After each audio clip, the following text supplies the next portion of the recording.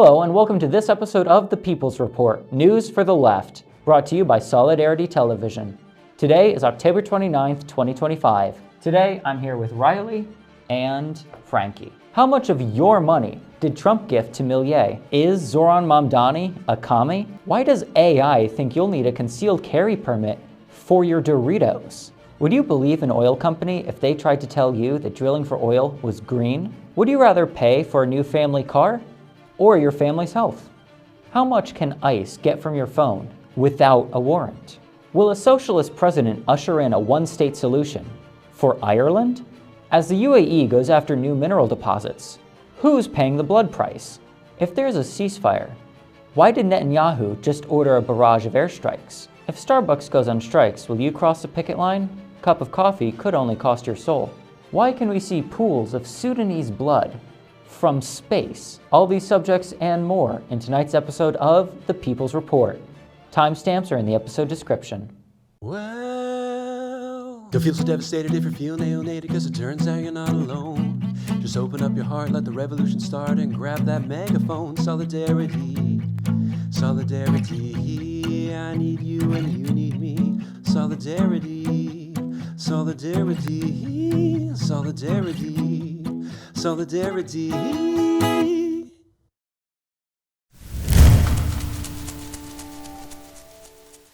The political economy of Make Argentina Default Again, October 20th, 2025 via Jacobin. During the recent U.S. government shutdown, President Donald Trump announced a $20 billion bailout for Argentina. The arrangement appears to serve as a personal favor to Argentine President Javier Milei and may represent an effort to internationalize the MAGA movement, Make America Great Again movement, rather than a conventional economic agreement. Far from stabilizing Argentina's fragile economy, the bailout risks deepening the country's dependence on foreign capital and increasing the likelihood of yet another sovereign default in the coming years.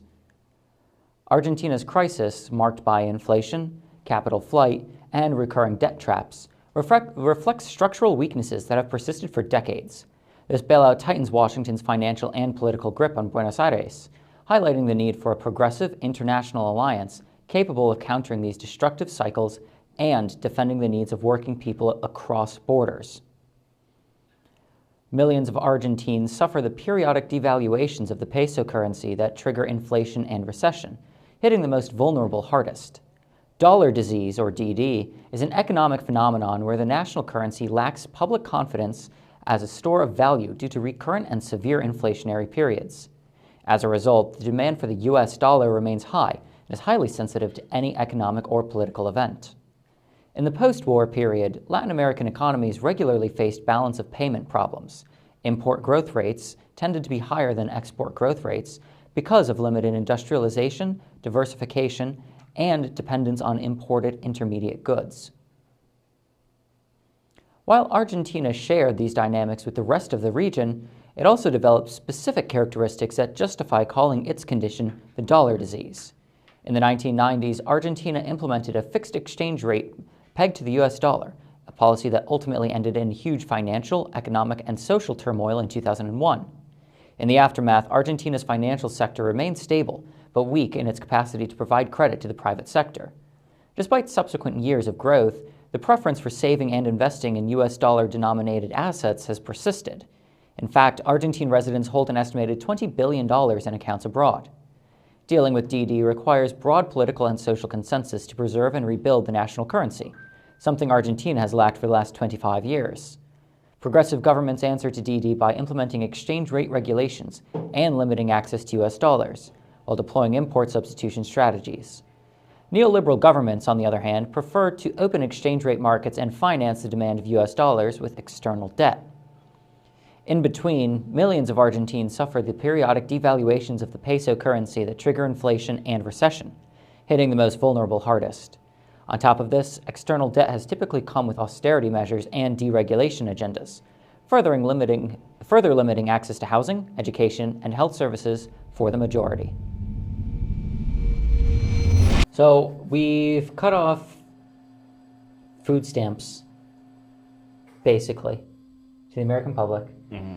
We're not paying our federal workers. But we have $20 billion to give to Argentina to bail them out of the disaster that Javier Milei put them in, which apparently was enough to propel him into office for a second time. Yeah. Corrupt politics be like. Came out with 41% of the vote, was able to secure victory with it. The Peronistas were only able to secure 24.5%, apparently. And his party won 13 of the Senate seats out of the 24 seats. So yeah, unfortunately, not a total sweep, but was able to secure power. There was the election in Buenos Aires a couple of months ago that was showing, not great signs for Milei's party. But I guess going into the election, being able to secure those soybean deals with China, part of what I'm mentioning is, there's the tariff war that Trump is going through, and through that tariff war, China has decided to buy zero soybeans from the U.S., where we used to be their #1 supplier. And instead, China went and is buying soybeans from Argentina. Yeah. So, and from some perspectives, they're getting a double handout from the United States, both direct with our cash, and then also by being handed on a silver platter business. Yep, a contract with China for the soybeans.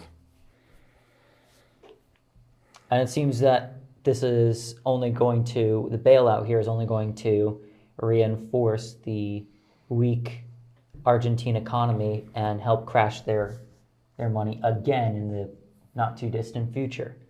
The dollar disease, as they're calling it.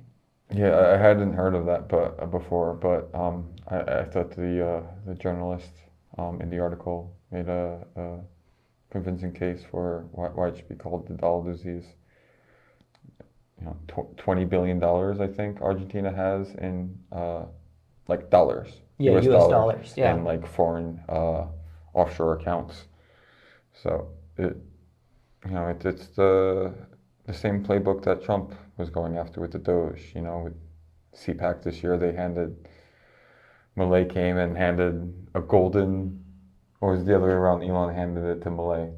I don't remember. There was the exchange of the golden chainsaw, in order to slash government spending. But inflation's been basically just as bad under Milei as it was beforehand. Mm-hmm. So it's just the wool being pulled over people's eyes again and again. Yeah. And the Argentine people, of course, are going to suffer for it again and again.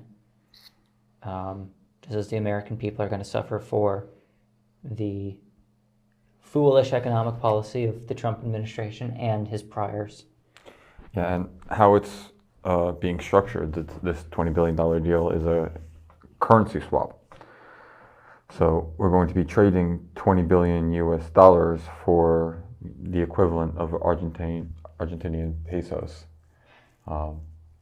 Dollars are good on the world market because, international trade is done on dollars. Mm-hmm. Generally, when you have another country's currency, it's only good for buying goods and services from that country. You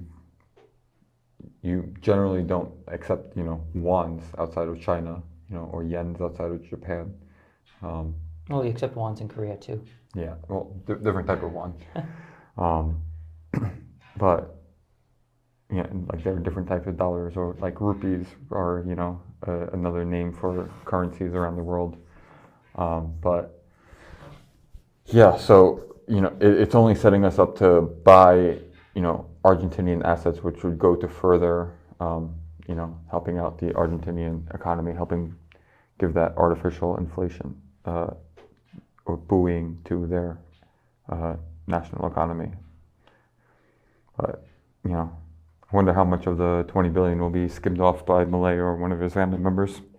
Yeah. Guaranteed. Yeah. I mean, I have theoretically speaking, I have no problem with helping to bail out countries that are hurting. I mean, the Argentine people are not doing very well. And being able to step in and assist would normally be a pretty good thing. But the fact that we are doing it by helping to destroy the economy, helping to boost terrible political and economic reforms in the country, and while expressly neglecting the American people over and over and over again, it just seems like the article said, it's done as a personal favor to a guy who is a little bit too much like Elon Musk and not enough like an actual leader of a country. Yeah. Javier Milei's got like such a crazy backstory. He has like his like alter ego, his supervillain, or who he calls a superhero or whatever, Captain ANCAP. Oh my God. He like dresses up in like a whole like costume and... I saw that. I didn't know the context of it. I kind of thought maybe it was fake. No, it's a thing that he did multiple times. Oh my goodness. Oh boy. You know what? And I thought the United States was a joke. Imagine being an actual anarcho-capitalist in real life. And like trying to run a government on these principles. Yeah.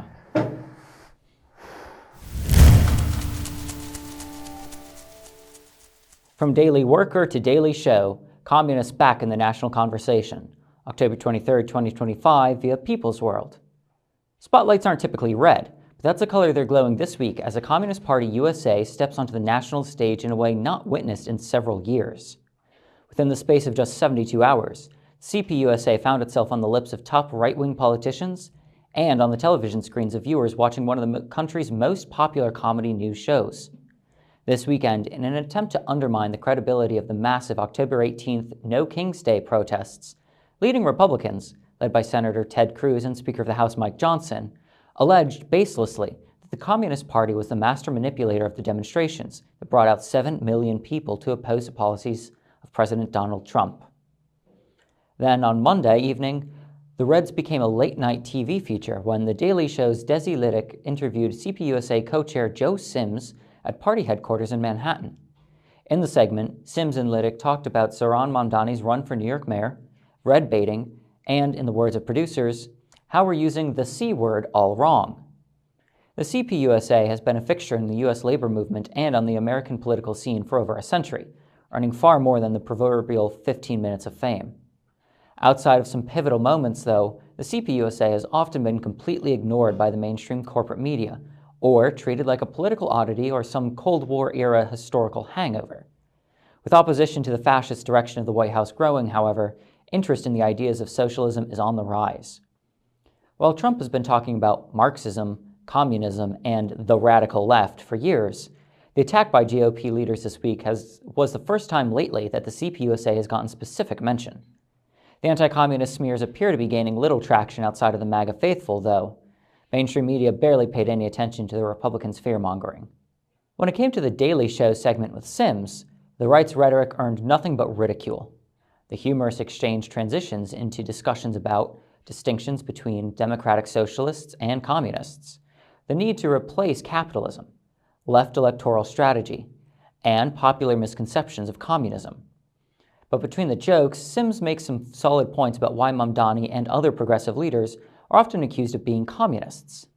Mamdani champions affordability, Sims said, and any effort to put forward an idea of a more equitable distribution of wealth is labeled socialist or communist, in an effort to just dismiss it out of hand. It's called red baiting. The goal of anti-communism, he argued, is just to divide people. Everybody see what's going on with Mamdani in New York City? Oh, yeah. So ever since he ran, people have been coming out saying that Zohran Mamdani is somehow a communist. Trump's new favorite line. Yeah, as he likes to call Zohran his little communist. Very, very weird. And I find this assessment of Mamdani to be very weird. And as a member of the Communist Party myself, I can't possibly find any policy that Mamdani has that would align him with anything of the Communist Party of the United States, or any Communist Party anywhere in the world.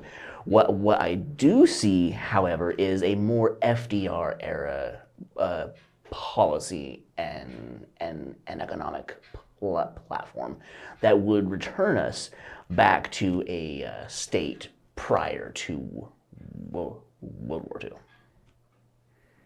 Yeah. I think it's much more than that. We'll have a scripted video on the channel in the next day or so. Maybe it came up already. Check the feed. Talking a little bit more about Mamdani's policies and like what it means for the electoral left in the United States. But I think there's more of the inside-outside, you know, like Mamdani being, you know, not just like a DSA endorsed candidate, but like being a cadre member of DSA, you know, a member of like currently socialists in office for the statewide delegation in New York City. I think that there's a lot more benefits than just like the typical FDR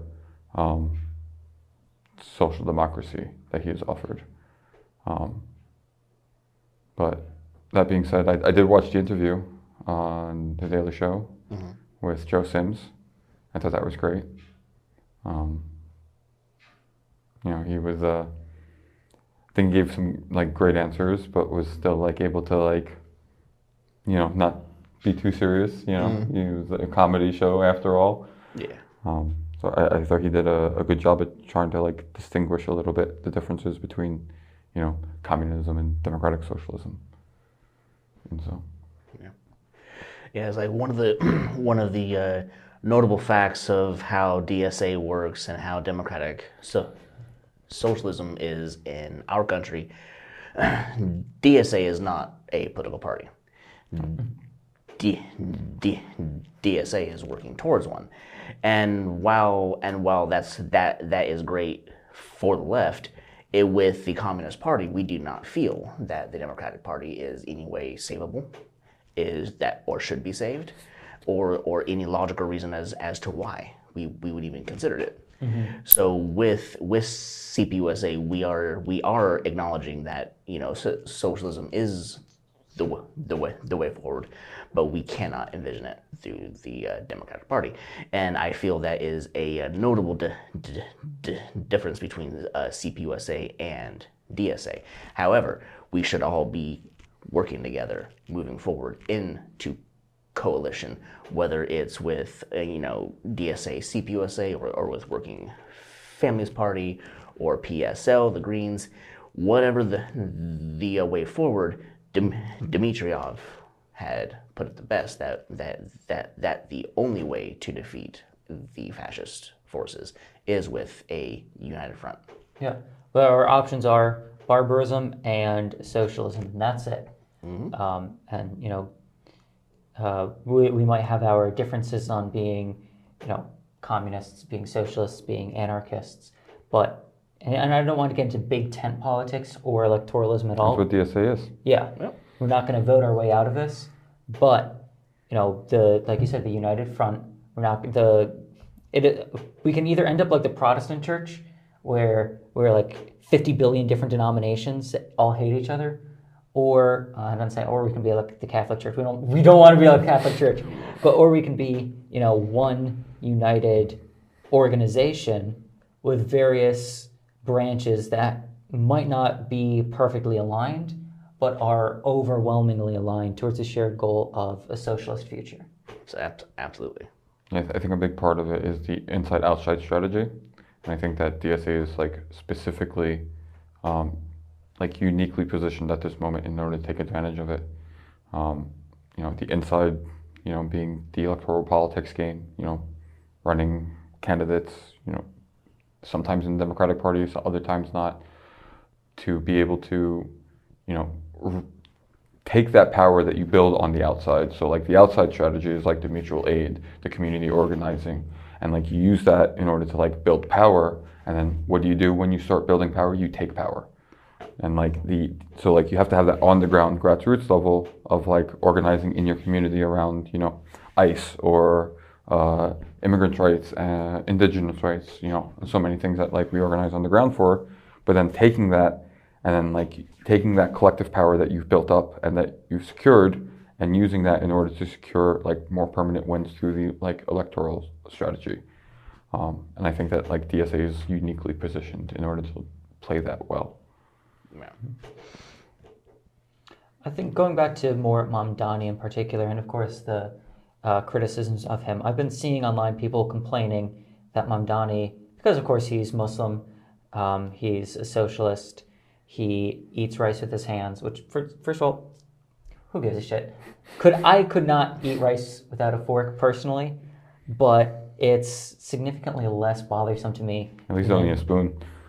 Well, yeah, or I see a person eating rice with their hands, I'm like, I wouldn't do that. I see a person eating a burger or a pizza with a knife and a fork, hell no, Sacrilege. get out. But that aside, I'm seeing a criticism of, they're like, we're gonna have the social or the communist caliphate of New York, which just drives me nuts because there's already a synthesis of communism and Islam, and we see it in the Ba'athist Party. But if these people were smart and criticized, they'd be calling it the New York Jamahariya, but they don't know that, and that would be an infinitely funnier and more accurate description of what they think is going to happen, what they think is going to happen. They don't know that word. Yeah, I can tell you from living in an Asian family, we pretty much eat everything with our hands. Yeah. It's commonplace. And finding this most simplistic thing to hyper fixate on, like Republicans don't fucking line up outside of a barbecue joint in St. Louis, Missouri, or Dallas, freaking Texas, to get their whole face covered in brisket. Yeah. So come on. This whole nitpicking of he eats with his hands, or he's Ugandan, or this, that, and the other is just the flood of racism for a candidate that actually has a pathway to win and actually means business. Yeah, and like the article said, a lot of this is just meant to divide people. Mm-hmm. The rice thing is just a very distinctive behavior that can separate people. Everybody knows some brown guy, especially if they live in New York. Mm-hmm. Around here, if they're not Hispanic, Muslim, or Italian. Mm-hmm. And so, okay, that's a little bit harder to draw a line around. But, if you live in a place, unless you live in an area with where you're engaging a lot with Middle mm-hmm. Eastern or South Asian people, eating rice with your hands is not something that's going to be familiar to you. Right. So it's just obviously foreign, and it's foreign enough to cause a separation. Not that it's important or that it matters. I mean, what food is New York known for? Pizza and hot dogs. Never seen anyone of sense eat those right out of their hands. So on topic, this isn't the first time Mamdani was tagged for a picture of his food. Earlier in the year, he posted a picture of him eating a burrito on the subway. But in that case, he was using a knife and fork, But I'm not voting for him now. Wait, because you're on the subway, you got to eat, right? Mm-hmm. But you don't really want to touch it when you're on the subway. Good point. You already touched everything. You had the handrail. You're already on the train. So there's a picture of him on a Q train with the old style seats. Kind of L-shaped. There's these seats that you can sit and then use another seat as a table. And there was a picture of him eating like this with the paper bag on the bottom and then the food and then the tray. So there were several layers. But he was getting attacked for eating on the subway. But I was born and raised in Brooklyn. You eat on the subway. You grab something to eat before getting on the train because it's going to take you 45 minutes to get wherever you're going. You don't have time to stop anywhere else, so you're going to eat on the train while commuting. But you don't want to touch the train and then your food, yeah. Exactly. So he eats with utensils, it's a problem. He eats without utensils, it's a problem. It seems like the common denominator here is Mamdani. Yeah. Yeah. There's definitely clearly things that Mamdani can be criticized for and analyzed about. Like his views on Maduro and the president of Cuba, saying, "Oh, these people are dictators which is just contributing to the manufacturing of consent for Trump's war. And then she... Did you say that about Cuba? Yeah, I think so. So did? I haven't seen that. Yeah. He referred to the heads of both Cuba and Venezuela as dictators. And to say this is not only manufacturing consent, it's also racist. And it's contributing to what is already taking place with the Nobel Peace Prize going to a Zionist complicit in genocide rather than the people who actually deserve it. So there's definitely worthy things to ding Zohran on. Eating with his hands, or being Ugandan, or just looking a different way, or thinking a different way is not one of them. Yeah. And on those lines too, people have been criticizing him for being a Muslim. They're always going to do that. And I keep seeing stuff like, oh, I can't believe that after 9/11, they're going to let a Muslim run New York City. As if nobody's heard of history before. Right. But what does the identity of a person from Uganda have to do with CIA assets that went rogue in Afghanistan? So it's just this blanket, oh, he's of this group, so we don't like Mamdani, while Kash Patel is literally of the same exact demographics as Zohran. But of course, Kash Patel is a saint. So the only problem with Zohran is he's making the city affordable. And that's it. All of this vitriol over 2% of taxes for billionaires. Yeah. There's that quote that he says, he's been saying more and more recently, is that like, the billionaires are spending more money trying to like fight him in the election than he would end up like charging them if he gets into office. Right.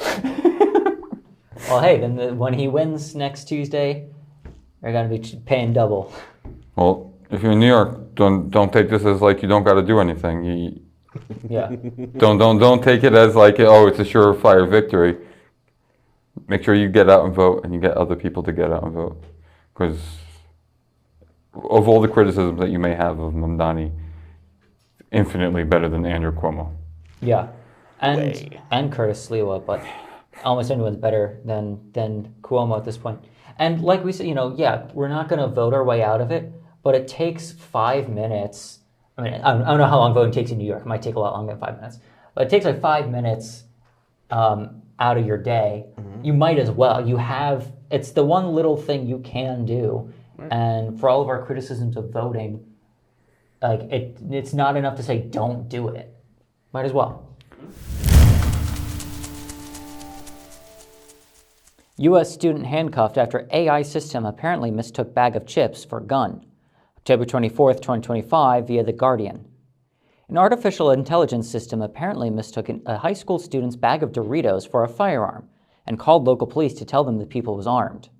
Taki Allen was sitting with friends on Monday night outside Kenwood High School in Baltimore and eating a snack when police officers with guns approached him.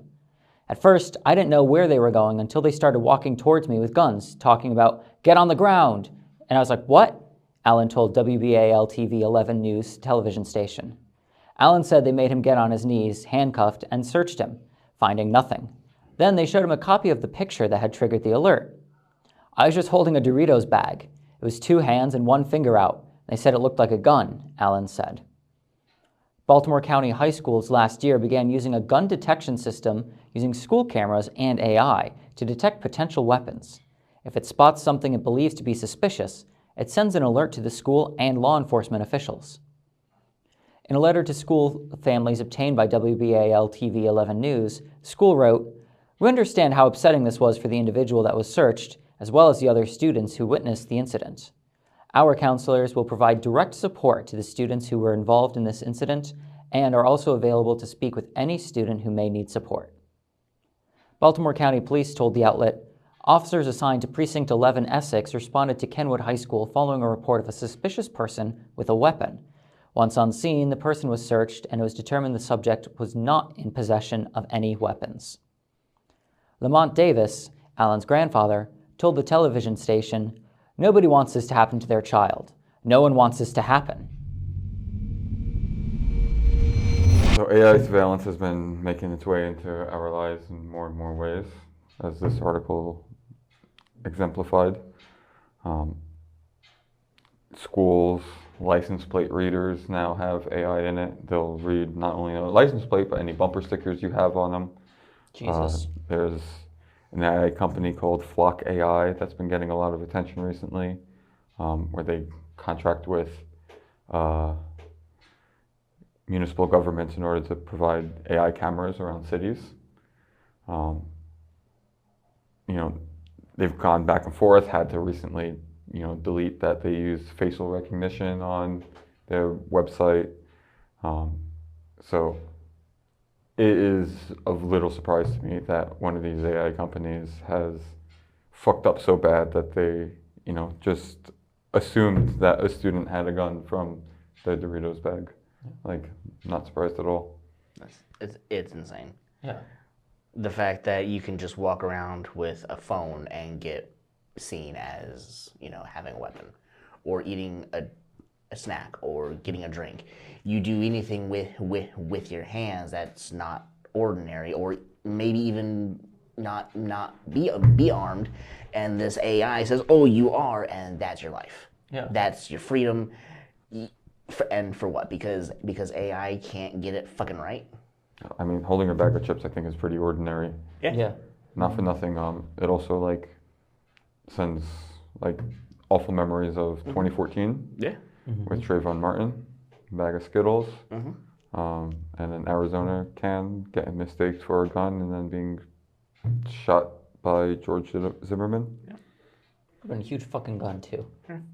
But yeah, and how many people have been killed by police? How many specifically young black men have been killed by police under the auspicion of having a weapon, and they never do? Was it 1,000 people a year Yeah. in the U.S.? Yeah.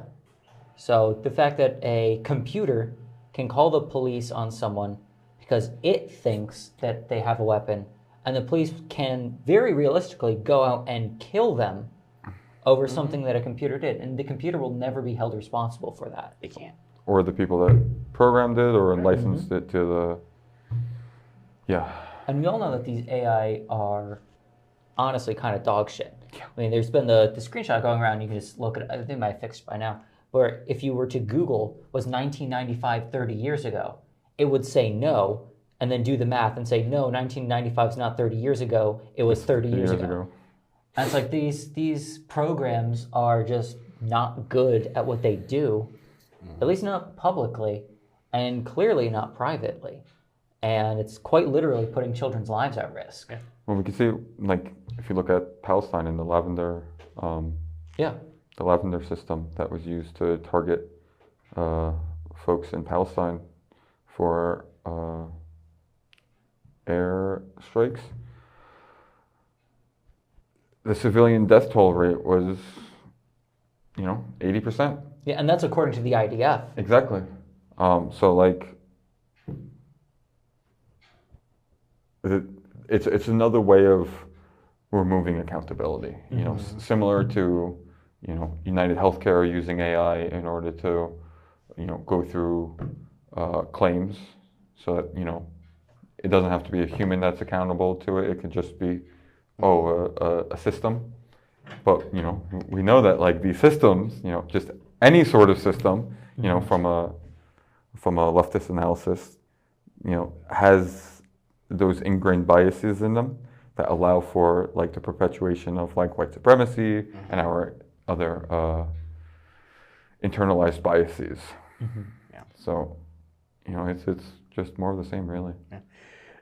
Musk proves just how easily AI can be tampered with how Mecha Hitler. Yeah, exactly. Their AI system, it can go from telling truthful historical analysis to being a fascist tool.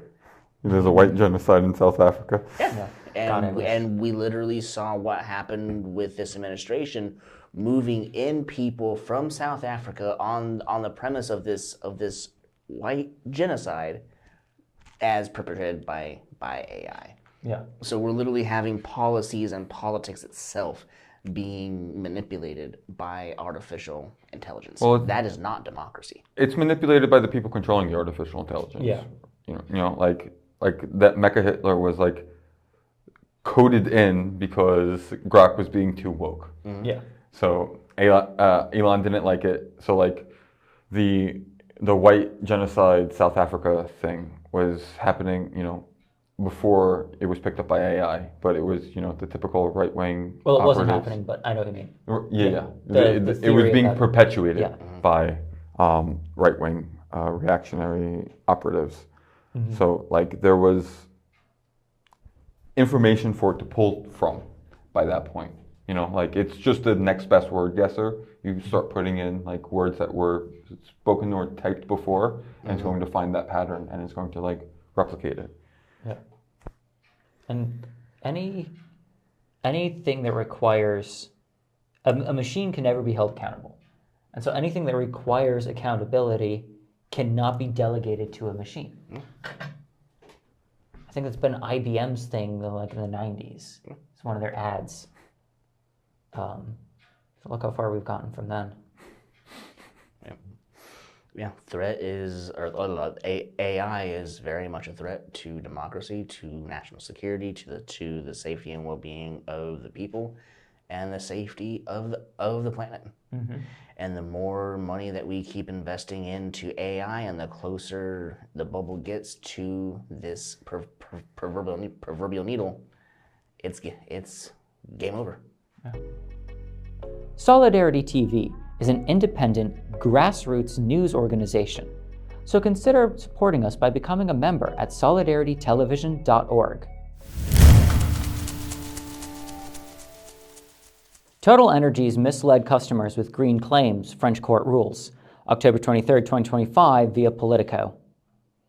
Oil giant TotalEnergies misled its customers and the general public when it claimed to be a leading actor in the transition to green energy, a French court ruled today.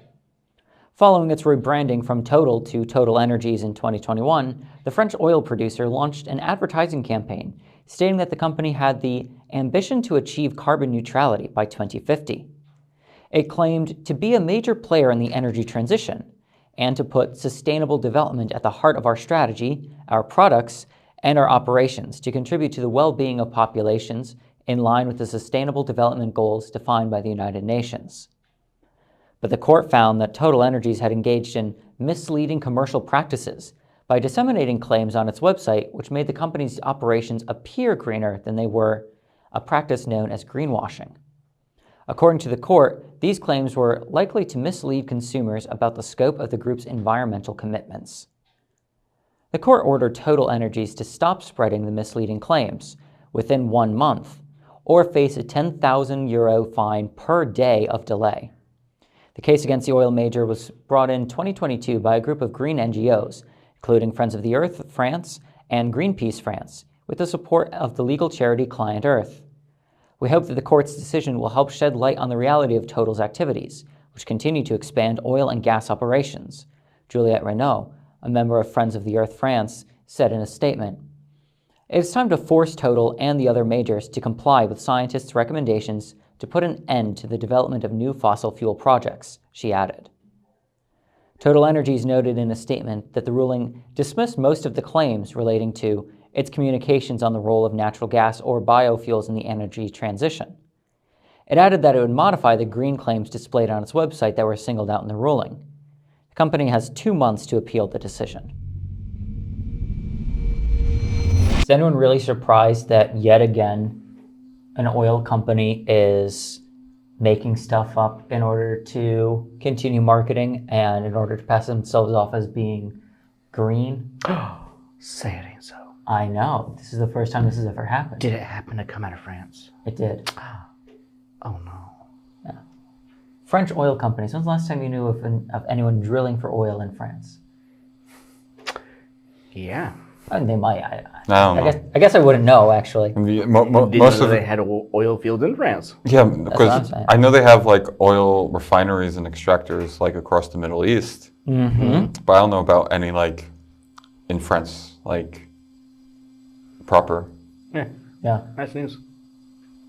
But So yeah, so it seems that this is just another. I guess I probably should check, but it seems like just more, colonization at play, basically. But these oil companies and have been pulling this off for a while. I mean, that's a whole recycling scam. Yeah.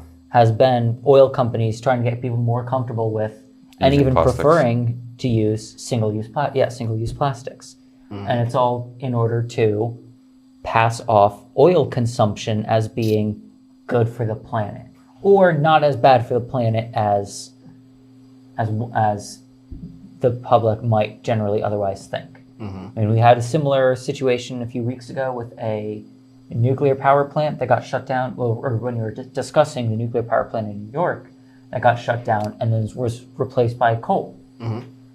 So it's just, these extractive industries are terrible for the environment, terrible for the public, and just straight up lie to the public about how terrible they are. Yeah. And it's also not that hard to refine oil and fuel into cleaner energy. I was just seeing videos starting last month, actually. There's a guy in Georgia, I think it is. He was able to create this whole system where he just feeds it plastic, breaks it down, and turns it into diesel fuel. And it while there's the possibility that it's got carcinogens in it and whatnot, so his process will need refinement. It shows that his method works, and then we have all of these corporations that prioritize the profit rather than the functionality. I think you're falling into the same trap as the article mentions. Like, diesel's not green. No. It's falling back into those same cycles of reduce, reuse, recycle. It's reusing the single-use plastics and, turning them through a heavily, I'm sure, energy-intensive process, turning that back into polycarbons in order to then turn that into fuel. It's possibly, I don't know, better than single-use plastics just sitting in a landfill. But, the big issues that, climate change and these extractive industries for energy purposes lead to is the warming of the climate, which diesel fuel is still going to do. I'm not sure, what the primary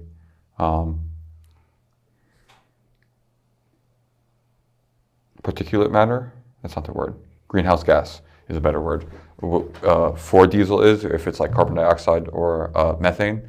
But like methane is a lot more potent of a greenhouse gas. It like traps heat a lot better, but it doesn't last as long as carbon dioxide. So like there are, some benefits, some, not benefits. Drawbacks? Yeah, for each of the fuel types, but. Well, the obvious solution is, not just green energy and even nuclear, but also lifestyle and changes that reduce our reliance on the production and consumption of fossil fuels, namely the reduction of the use of private motor vehicles in favor of mass public transit, ideally rail and electric. Electric rail. Electrified rail, yeah. Because it reduces pollution from not just, general transit costs like gas and diesel, even electric. It reduces the demand on lithium and other such precious metals that we usually get by straight up robbing countries. Yeah. Like Sudan, which we're going to talk about shortly, and the Congo. But And it Ukraine. also... In Ukraine. Yeah, and Ukraine, yeah. But also, it reduces pollution from tire waste. It reduces pollution and waste from road manufacture and maintenance. And it just straight up makes our cities cleaner, our air cleaner, our environment cleaner. Safer to walk. Yeah, everything. So just getting out of, and it also reduces crime, reduces anti-public behavior such as racism and homophobia. I mean, you want to talk about bringing people together, literally put them all together in a big box for, 20 minutes a day. It reduces crime. I think I might have already said that, but it's important to reiterate because that's everyone's big fear about public engagement. And, the criminals, which don't really exist. And you would know that if you took the train or walked. Sidewalk ballet. I'm getting really into it now, so I'm going to cut myself off there. But yeah, just reducing our reliance on extraction and on wasteful and harmful products like fossil fuels is essential. Not to mention the way that fossil fuels and the quest for them have destroyed countries. I mean, we already discussed some of the few that we're getting from lithium, but Iraq was obliterated for oil interests. Yeah. Libya was obliterated for oil interests. Venezuela were gearing up to have justification to obliterate them for oil interests. We killed 1.5 million people in Iraq. We killed untold people in Libya. Almost every single rifle being fired against the African people out in the hands of Al-Qaeda and other such groups are straight up looted from Libya after the United States obliterated their country. So all the victims of the conflicts in the Sahel are killed by U.S. oil interests in Libya, for example. I think the craziest part about the article is the fine is $10,000 a day. 10,000 euros a day. Yeah, euros. Yeah. It's a little bit. It's like I think it's 1.2 or something like. Yeah, $12,000 a day or so. Yeah, which is I'm sure nothing. Yeah. Like it's the cost of doing business. It's a slap on the wrist for an energy supplier, because I think they limited it to a month in the article. Is that what it said? Mm-hmm. So they have 1 month. Yeah. 30 days, times 10,000 is 300,000. Yeah. I think it starts after 1 month. I think if they have 1 month to fix it, and then every day that they don't after that, they have to pay. So it could go on indefinitely, but they have 30 days to change a website. Yeah. Or they pay a couple bucks.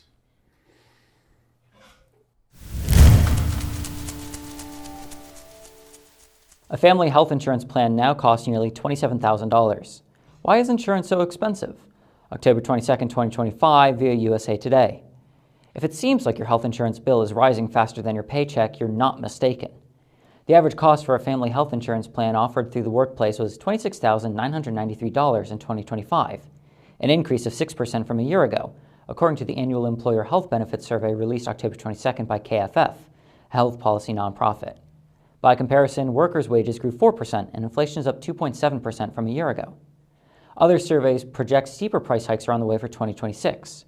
Working-age Americans who get health insurance through their jobs will see the largest health cost increases next year since 2010, according to Mercer, a benefits consultant. The rise in the cost of health care and health insurance premiums are a challenge to both employers who underwrite the bulk of the tab and workers who contribute through payroll deductions. With the average family insurance plan approaching $27,000 per year, it's like buying a car every year just to cover a family of 4, said Matthew Ray, Associate Director of KFF's Healthcare Marketplace Program. It's an astronomical amount of money. As the government shutdown debate in Washington, D.C. focuses on the millions of consumers who might lose lucrative taxpayer subsidies to Affordable Health Care Act health insurance, there's been less attention on how most Americans get coverage. Nearly 24 million Americans get health insurance through the ACA federal and state marketplaces. About 154 million working-age adults and their families get coverage through the workplace, which remains the backbone of the nation's health insurance system.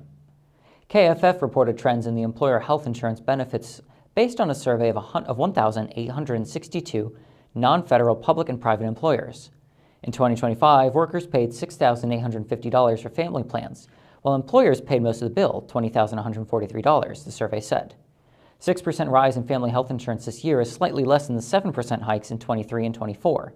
Over the past 5 years, the price tag of a family health insurance plan jumped by 26%. In addition to prescription drug spending, companies with 200 or more workers cited other factors behind higher insurance costs, which rise when spending on medical care increases. The survey said 30% of employers named chronic disease, 26% cited higher use of services, and 22% said the hospital prices accelerated the cost of health insurance. Workers at smaller companies face higher deductibles. About 3 in 10 workers are now enrolled in high-deductible health plans that shift some costs to workers. The average deductible was $1,886, which means consumers must pay that much before coverage kicks in. Deductibles have jumped 17% since 2020, the survey said. Small companies are much more likely to charge a higher deductible. The average deductible at companies with fewer than 200 workers was $2,631, nearly $1,000 more than what larger companies charged. High deductible plans are often paired with health savings accounts that allow workers to contribute pre-tax wages to an account that covers medical bills and other qualifying health expenses. About 2 in 3 companies require workers to make a co-payment when visiting a primary care doctor. The average copay was $27 for a primary care doctor and $45 for a specialist. And about 1 in 5 companies required workers to pay a percentage of the bill. Ray says there is a tremendous amount of variation across employers, so workers might see plans that are far different from the averages spelled out in KFF's survey. Things can look really different depending on where you work or where your spouse works, he said. What would you say would be a fair price for a 4-door sedan, newish kind of car? Like, what would you say is the fairest MSRP price? $7,000. That's what I'm shopping for right now for my new sedan. That's what I'd pay. Like a blue book value? Yeah. That's a little high from what typically, but newish, yeah, maybe 7,000, 10,000. Could you believe it that insurance premiums now for families are running about $27,000? Who in the hell is going to be able to afford a $27,000 health care premium when most people can't even afford a new car that costs more than $12,000? This is insanity. This is extortion, and it is doing nothing but putting people's lives at risk. Oh yeah, last 2 times I've needed urgent medical care, I just didn't have the money for it. I mean, I straight up don't have health care. And then I just was asked to pay out of pocket, and couldn't afford it. So. Yeah, similar boat. I think we can trace a lot of this explosion in healthcare spending to the Affordable Care Act and Obama in 2008 by not moving on a single payer and whipping Joe Lieberman, who said Manchin. Yeah, why not? Same thing. Yeah. Rotating villain from voting for a single payer option. There's plenty of them here. Yeah. Joe Biden, Joe Lieberman, Joe Manchin. Joe Mama. I'm sorry.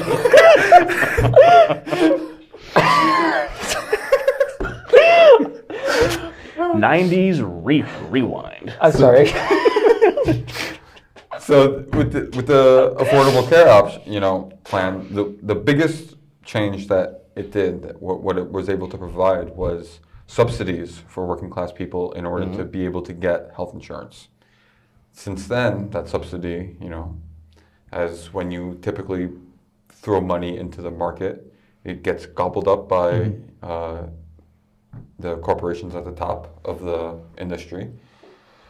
So all those subsidy dollars end up going into the pockets of healthcare providers, not even providers, healthcare insurers, so like United Healthcare and the ilk.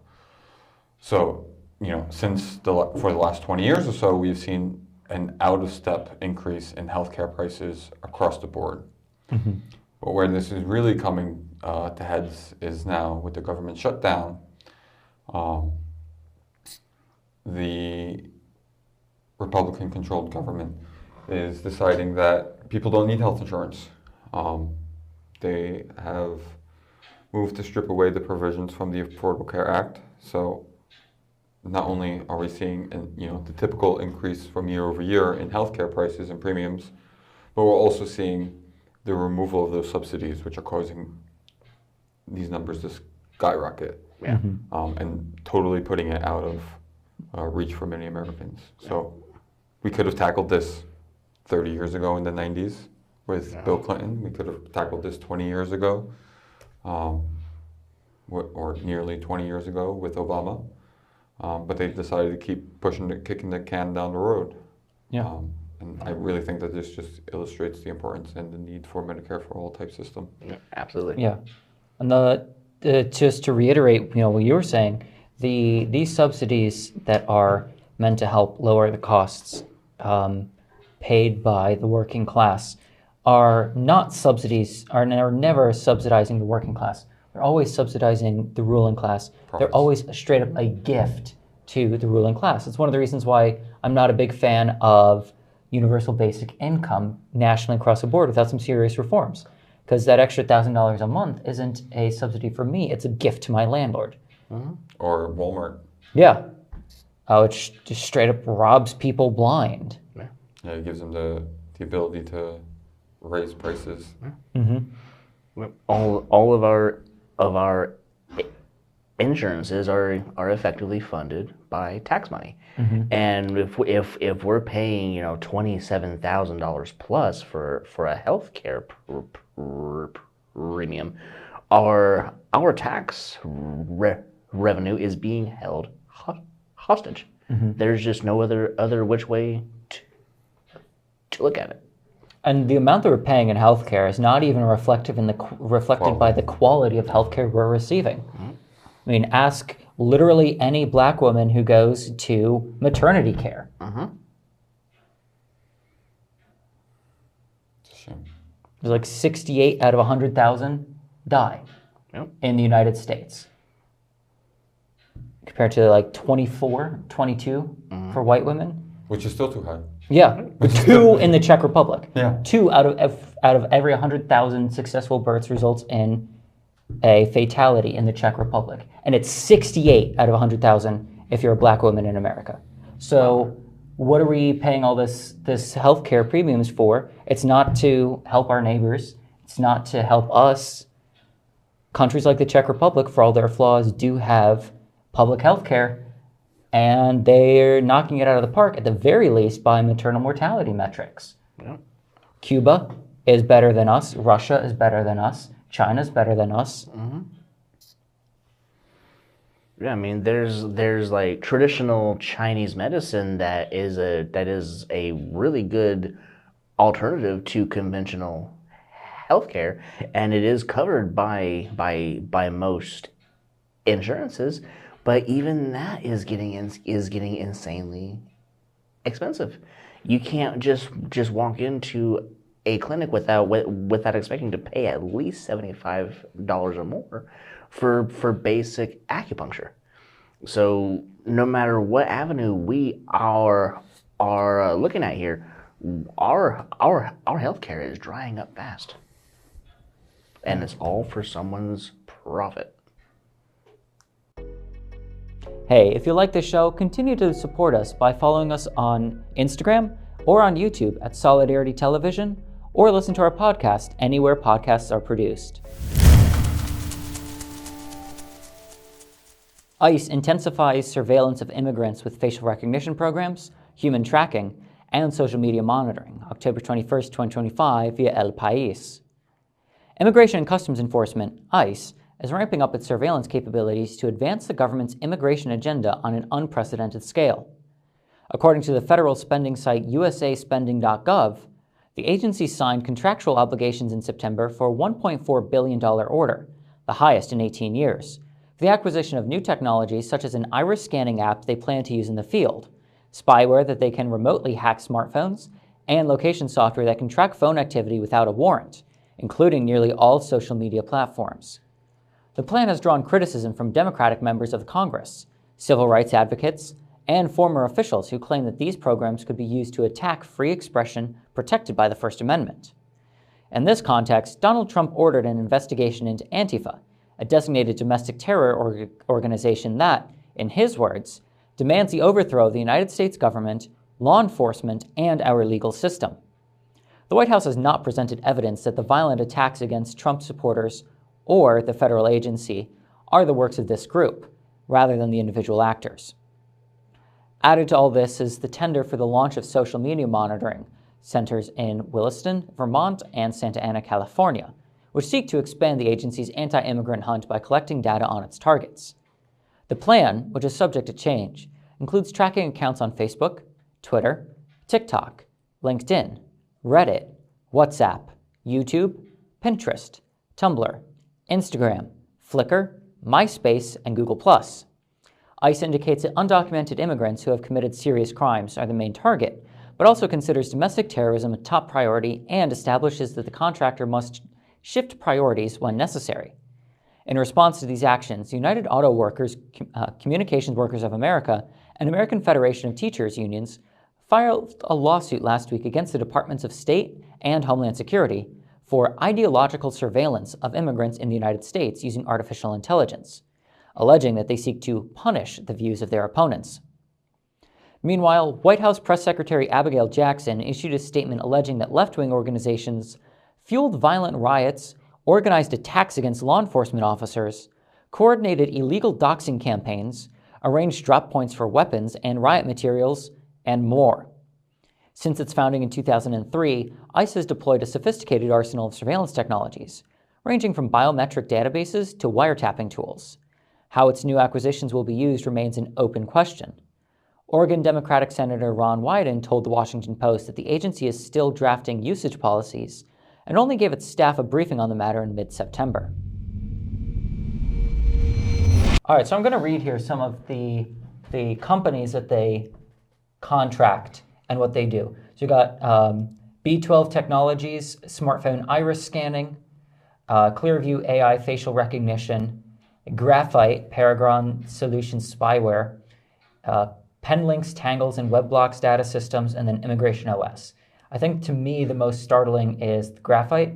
The article says, and the initial $2 million contract will give the agency access to software designed to hack into smartphones and extract data remotely, even if the phones are locked or communication is through encrypted apps. Graphite can gain unauthorized access to cell phones without the user's or the owner's knowledge or consent, allowing access to encrypted applications, the phone's location data, messages, and photographs. That's according to members of Congress Summer Lee, Chantel Brown, and Yasmin Ansari in a letter on October 6th to DHS. So the kind of shit that they're pulling, I think you might have mentioned this a bit last week, is straight up diabolical and really leaves nobody safe from privacy. They say they're going after so-called criminal immigrants, which we know that they aren't. It's a dragnet. Yeah. And they're going and they say, well, we might use it for domestic terrorists, which all of us are labeled as, so by the United States government. So really, who's safe? Who's safe from getting your phone searched, your text messages read, your location tracked, your iris being copied? Literally nobody. My favorite part of the article was them saying that they're going to be looking for folks on Google+. Oh yeah, and MySpace. MySpace and Google+. There's nowhere safe anymore, guys. Delete your MySpace pages. They're going to get you. Well, guess the top 8 is coming back to bite us. Yeah. MySpace is still technically around, but Google+ is gone, now, right? Yeah. Uh-huh. Well, we just learned with the Graham Plattner stuff a week or two ago that one of these companies can just straight up store and scrape all your data, even for deleted text messages, deleted accounts, stuff that's been so-called erased. I mean, they always say, you're online, anything online is permanent, but... They got text messages from Graham? Or not his text messages written in text. Okay, yeah. They didn't scrape his texts. Yeah, because they were probably scraping Reddit as it was being published. So before it was deleted, they had an archive of it. Mm-hmm. When I was growing up, I was always told, don't use your real name online, and don't put any of your personal information in any field online. But specifically with Plattner, you don't even need to be that specific. They were able to find his username, not because he posted his name anywhere on it, but from enough other evidence, him being in the the Marines and then the Army in the years that he said he was, where he shared like enough information where they were able to like build a web of it. So, but yeah, I wouldn't be surprised if like a company similar to this was behind it to have been able to like put a prompt in to find some sort of a description of the account, which is wild. It's what Edward Snowden was telling us, warning us about in 2013. Mm-hmm. And, this is just the next step of that. From the Patriot Act in 2002 to Snowden 2013, here we are. Just as far away as Snowden's releases were to the Patriot Act as we are to Snowden. And nothing has really changed substantially. No. I think this is just the reality of what we're facing with the fall of the empire.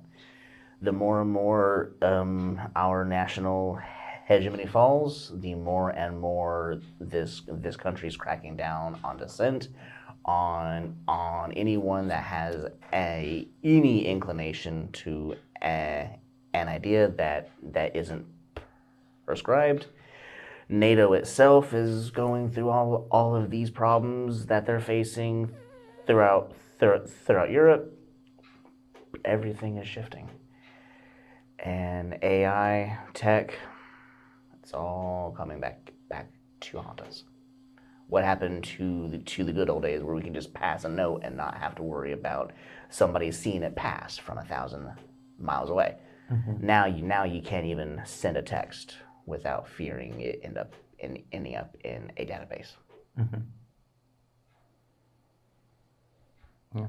The Patriot Act, the surveillance on the public, of course, initially racially profiling, but now, just broadly speaking, is field tested on the Palestinian people as their live test subjects by Israel in order for the United States to use it abroad. This phone scraping is what they used in, I've said this in previous conversations, this phone scraping is what they used in order to identify new targets in Syria, Iraq, and Afghanistan in order to send special forces out, just break in people's houses and kill them randomly. Mm-hmm. And it's all, the identifying targets is all guesswork. And we already know that AI can't do it well. So, when they decide to actually do something, how much of a problem is that going to be for us? Not even us specifically, us, the working people in general.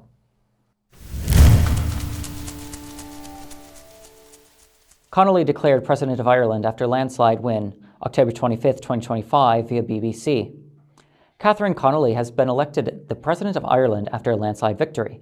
She's become the 10th President of the Republic of Ireland after defeating Fine Gael's Heather Humphreys, who had already conceded to her rival. The result, long clear from early tallies, was officially declared at Dublin Castle. Connolly, an independent who is backed by the major left-wing parties, pledged to be an inclusive president for all in her acceptance speech. The 68-year-old from Galway has been a TD, a member of the Irish Parliament, since 2016. She'll be taking over from Michael D. Higgins, who has served the maximum 2 terms in office. Connolly secured 914,143 first preference votes, 63%, a record in Irish presidential election history. She made her acceptance speech first in Irish and then in English. "I'll be a president who listens and reflects and who speaks when it's necessary," she said. "I'll be a voice for peace, a voice that builds on our policy of neutrality, a voice that articulates the existential threat posed by climate change, and a voice that recognizes the tremendous work being done the length and breadth of the country." Dublin correspondent Gabia Gadavetskat said Connolly was the anti-establishment candidate who took on Humphreys, the government's pick. She said in recent weeks, Connolly had been insisting her campaign was a movement. She has now won a clear mandate from the people. Humphreys won 29% of first preference votes, while Fianna Fáil's Jim Gavin, who withdrew from the race but remained on the ballot paper, won 7% first preference votes.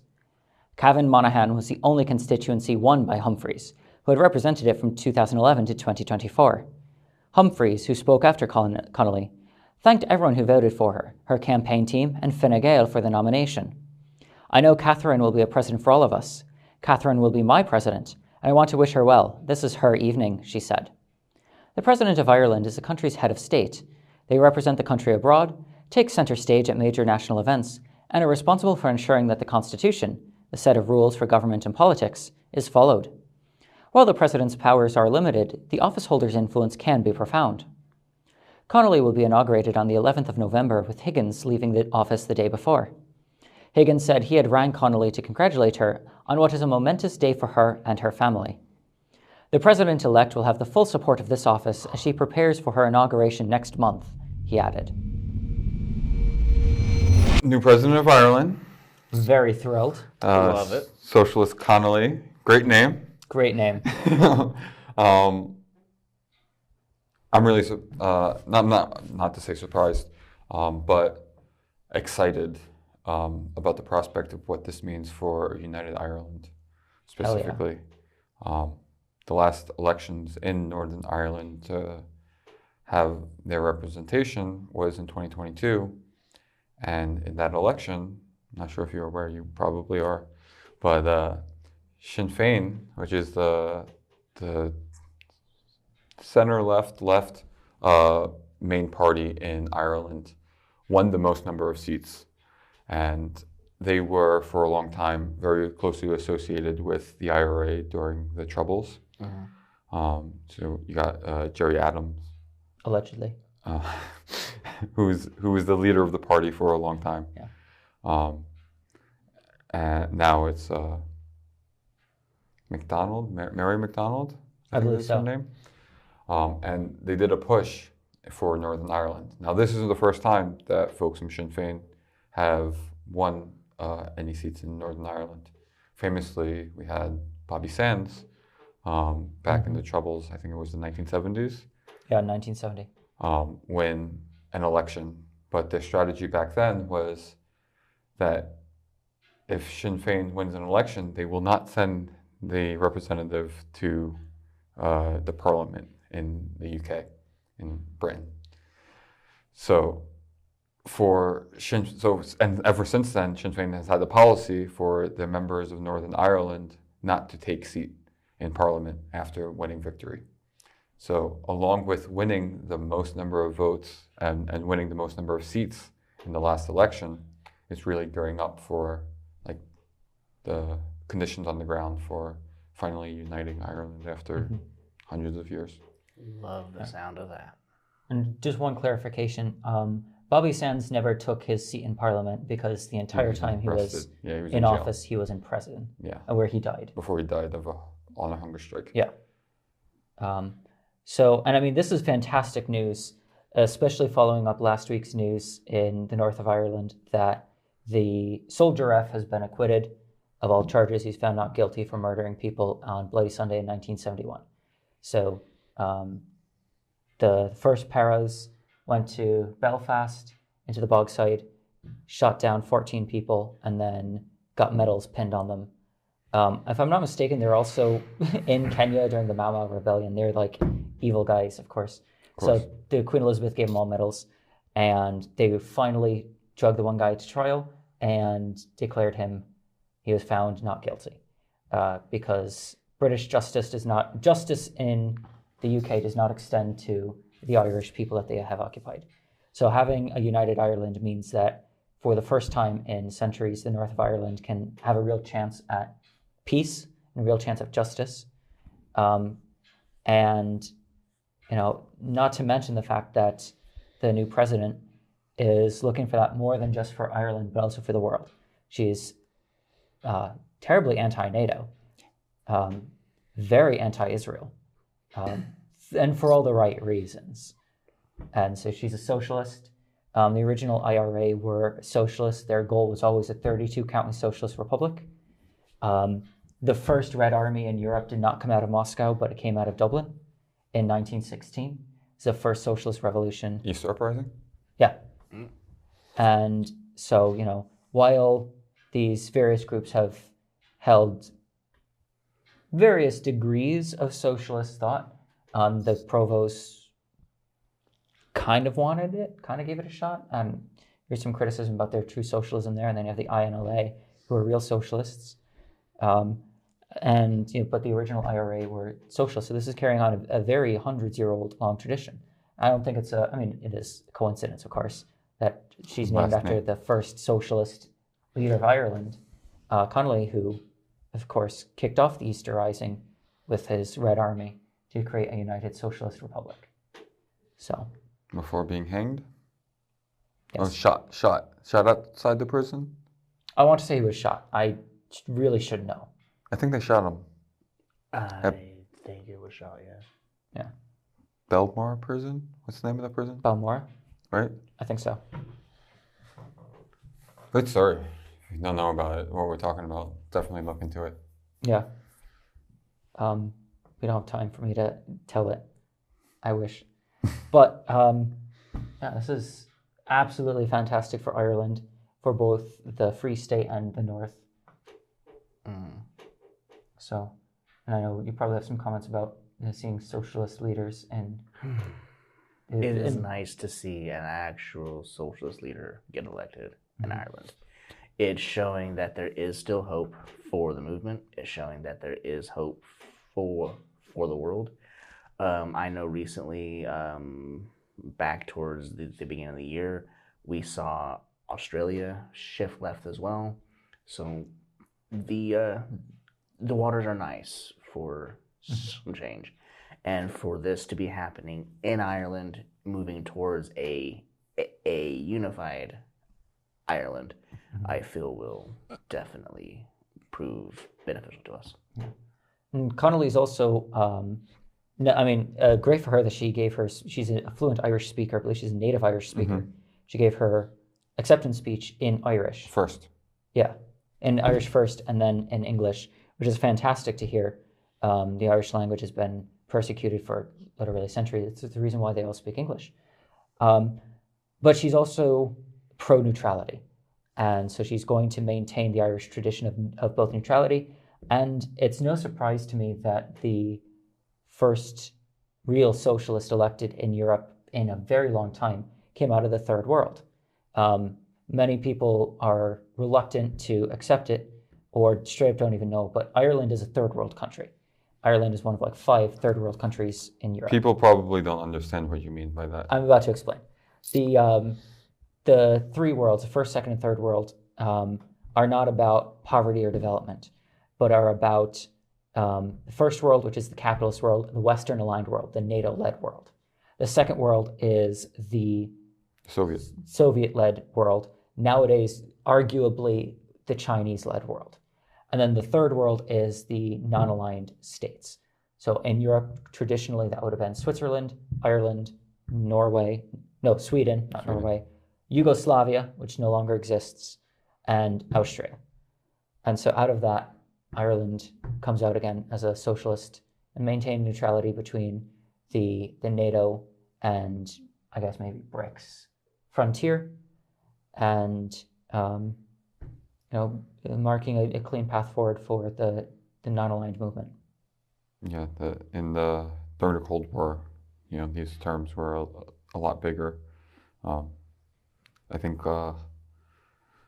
Libya was part of the non-aligned movement for a while. I believe so. Before, basically being forced to pick a side. But yeah, so I'm glad you were able to explain, what you meant there by third world, because a lot of folks will just have a connotation or a bias of third world equals poverty, as opposed to neutrality. Yeah. And of course, this is hopeful, very optimistic for the Palestinian movement. Traditionally, Ireland and Palestine are blood brothers. The Palestinians and the Irish are the same people group, in their perspective, brothers by bloodshed, and against the British Empire. And I could get into this too, but I won't. So having a real socialist, a real neutralist, a real anti-Zionist, anti-Israel demonstrator who is overtly pro-Hamas, she correctly identifies that the political wing and the political action of Palestine cannot exist without the armed resistance and without the Islamic resistance of the Hamas movement. And this really means that Ireland, which has long been clamoring for complete cessation of ties with Israel, might actually be able to see that get done and hopefully lead the way for the rest of the English-speaking world. If you enjoy our shows, consider supporting us by becoming a member at solidaritytelevision.org. U.S. Abu Dhabi governments to invest $1.8 billion with Orion into critical minerals, October 23, 2025, via Reuters. The U.S. and Abu Dhabi governments will invest $1.8 billion into mining and refining projects across the globe with private equity fund Orion Resource Partners to bolster Western access to lithium, rare earths, and other critical minerals. The investment plan announced on Thursday comes as market leader China crimps access to critical minerals, even as demand jumps globally across the economy, forcing manufacturers and others to jostle for fresh supply. Investment aims to counter China's mineral supply restrictions.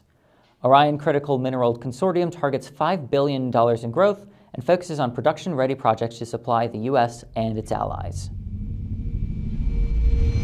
Really short article, but I think it's really important to understand the Western relationship with a number of these countries and the way that we access those resources. So lithium, we discussed a little bit earlier, accessing lithium and other rare earth metals, really important for the future of technology, especially if we're going to continue on this path of battery-powered cars and electric cars and all these high electric consumer, small individualist items.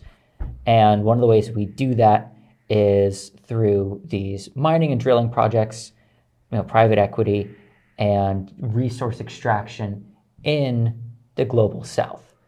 And in order to keep our American hands clean, we subcontract out typically Canada, but increasingly in Middle Africa, we've been subcontracting the UAE and Saudi Arabia, but especially the United Arab Emirates. And they have been the ones, really pushing for violence and the neocolonialism in Sudan, in the Congo, in Yemen especially, in Somalia, and I think Ethiopia as well. They've been the source of money behind this resource extraction and this war and the conflict that keeps the people from being able to have these resources for themselves. The money generated by mining lithium in Congo is not kept by the Congolese, just as the money generated by mining coal in Pennsylvania, in Kentucky, and West Virginia was never used to benefit the coal miners. Only this time, the cobalt and lithium barons are Emiratis instead of Americans. So this is, we discussed last week how these private equity firms are a disaster, and we're using them now to cooperate with the UAE to do this. What's really interesting to me is this article never actually mentions the UAE, only the Abu Dhabi government. The governments, yeah. Yeah, very strange to me. I don't know why they do that specifically. It doesn't say the Washington and Abu Dhabi governments. Nope. It says the U.S. and Abu Dhabi, yeah. Yeah. So, of course, UAE is the United American Emirates, if we're being honest. And, they're a slave state, open slave state, with in which the rich engage in open debauchery and exploitation and all manner of crimes against the public, while also using this money, like this $1.8 billion, to destroy Yemen, destroy Sudan, destroy Congo, destroy Congo-Kinshasa specifically, Somalia and Ethiopia, and impoverish these countries and steal everything they have for Western interests. Yeah, for the time they may be aligned interests, and they may be thinking that they're doing it under their own interests, but it's definitely under Western influence. 100%. And we're willing to let slide these crimes. I mean, the United States would be working tirelessly to oppose slavery if Russia had it, if Iran had it. You know when the United States released its last slave? It has slaves right now. Well, like a house slave type thing. The last slave that was freed in the United States was in 1945. Wow. I forget his last name. His first name was Alfred. Wow. Yeah. Jesus Christ. While we were fighting the Nazis is when we actually freed the last slave in America. And people Not counting the 13th Amendment. Mm-hmm. And people think so much that fascism is just something new in the country. Yeah. Yeah, it was, a lot of African American troops going over in World War II to fight in Nazi Germany, and the Nazis would leaflet out of planes onto the black companies of like, what are you fighting for? You're going to go home, after this, and you're going to be treated as a second-class citizen. Korea and Vietnam did the exact same thing too when we were destroying their countries. Although what's interesting on that note is that Patton would specifically use black troops to be police for the military in order to guard checkpoints and such, because then if Germans stole American uniforms and were a little too friendly to the black soldiers, because they wanted to get into the base, black soldiers, this guy isn't racist enough, let's light him up. And that's how they would maintain security. Fun fact. But yeah, but because it's the UAE doing slave labor and human rights abuses, but they provide us with oil and provide us as an air base for wars in the Middle East. The UAE has been described not as a country, but as a British air base and airport and shopping mall disguised as a country. And we use it as a military staging ground for war in Iran, for war against Iraq, and for war in Palestine and in Yemen. So. Alfred Irving. Irving? 1942. 42, okay. So it was the beginning of World War I, not the end. Yeah. Or two. Yeah, or halfway through, depending on who you ask. Your context, yeah. Yeah. Yeah, so there we go, UAE. Israel launches renewed strikes in Gaza less than 3 weeks into Trump's ceasefire deal, October 28, 2025, via NPR. The Israeli military began carrying out renewed strikes on the Gaza Strip on Tuesday, less than 3 weeks after President Trump brokered a ceasefire between Israel and the Palestinian militant group Hamas. Gaza's Civil Defense Agency said there were initial reports of at least 9 people killed and injured in Gaza City and the southern city of Khan Yunis. The attacks came as Israel and Hamas traded accusations of violating the ceasefire that began on October 10th. The office of Israeli Prime Minister Benjamin Netanyahu announced that he had ordered immediate, forceful strikes in Gaza following a meeting with his senior security ministers. They discussed what the response should be after accusing Hamas of attempting to stage the return of the partial remains of a hostage whose body the militant group was supposed to hand over under the terms of the ceasefire. The Israeli military released drone footage that it said showed Hamas operatives burying a bag with remains in the ground so that the International Committee of the Red Cross could find them. Netanyahu called the move a violation of the U.S. negotiated ceasefire. Hamas said in a statement that Israel's allegations were baseless and aimed at misleading public opinion. It said, "The occupation is seeking to fabricate false pretexts in preparation for taking new, aggressive steps against our people, in blatant violation of the ceasefire agreement." Israeli Defense Minister Israel Katz said in a statement that Hamas would pay a heavy price for attacking Israeli troops in Gaza and failing to return deceased hostages. On October 19th, the Israeli military carried out a series of airstrikes in Gaza after 2 of its soldiers were killed in Rafah. After those Israeli strikes killed dozens of people, Trump said the ceasefire was still in place. Hamas said it had no connection to the shooting of Israeli soldiers in Rafah. It said it would stick to the ceasefire and called on mediators to take immediate action to press Israel to stop its attacks in violation of the agreement. Vice President Vance, who recently visited Israel, said he was confident the ceasefire would remain in effect despite the violence. That doesn't mean there aren't going to be little skirmishes here and there, Vance told reporters on Capitol Hill on Tuesday. "We know that Hamas or somebody else within Gaza attacked an Israeli soldier. We expect the Israelis are going to respond, but I think the president's peace is going to hold despite that. We all knew the ceasefire was bullshit. We all knew that Netanyahu was not going to ease up on the bombings for any given reason. It lasted 10 minutes. Yeah. Not even that, really. They just launched a series of new strikes into Gaza 3 weeks into the ceasefire deal, and Israel has consistently just kept bombing the whole time during this whole ceasefire proposal. And yet, for some reason, somehow, it's all Hamas's fault when Hamas did everything asked of them, everything in the agreement, the returning of the hostages, the full 9 yards. Mm-hmm. At this point, anybody who has anything negative to say about Palestinians needs to go take a quick, long look in the mirror, because at this point, it is now undeniable that this is a genocide. Oh, yeah.